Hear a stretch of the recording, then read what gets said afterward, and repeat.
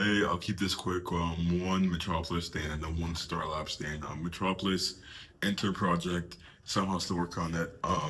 It's become a continuous task instead of a discrete task. And I think we need to wrap up. I have to make it discrete. What do I mean by that? I think it's gone to a point where I'm fixing one thing. I'm like, oh wait, I can actually improve this thing by a lot. Let me do this, and then I find something else I need to fix.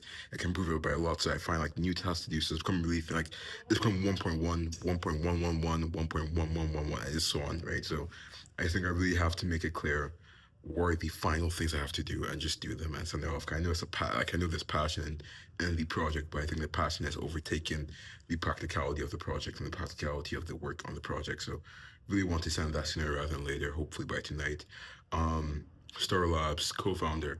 I think with Star Labs right now, I'm thinking I need. I'm not thinking. I've decided I need a co-founder, maybe one, maybe two, that really do elevate the startup.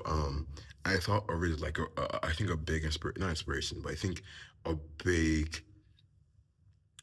place I look for in terms of my thought process is people like DeepMind. I think even just the diversity in their backgrounds is something that's really important. But I feel like for Star Labs, for the longest time, I've had this mentality that I'm more of a machine learning person, and then I need a co-founder who's more physics based. But there is an argument to be made that a lot of the work I've done has been much has been much more physics than it has been machine learning. Like the whole of Gaussian Flash is really more of a physics project than machine learning. Like there's very little ML to that, if at all. It's just only now they're scratching the surface of what the ML work entails.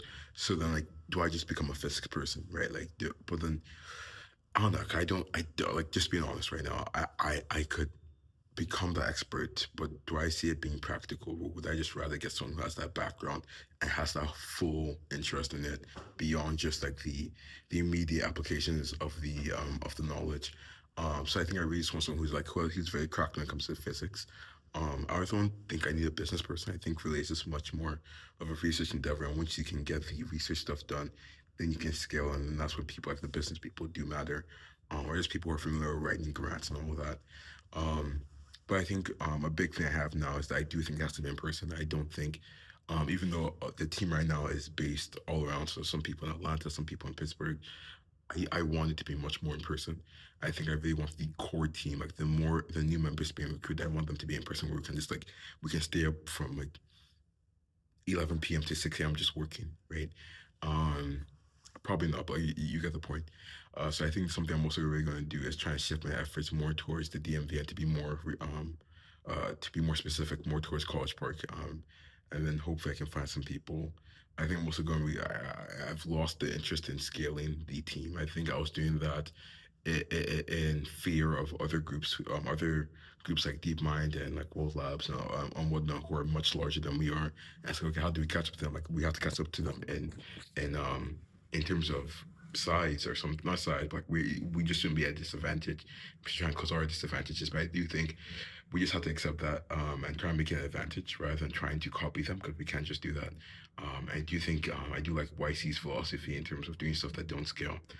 So I'm also just gonna like stop with the whole like mass recruiting because I don't think there's anything we need to actually mass recruit for. Um, I also want to do more screenings. I think something I didn't do at first was that I actually had no coding interviews or anything like that. I think going forward, I do have to have some way to really test knowledge deeply. I think a big part of it was that I just didn't come prepared to the interview. I thought like a vibe test would be good enough, and it's worked sometimes. But I do think I can do a better job in terms of that.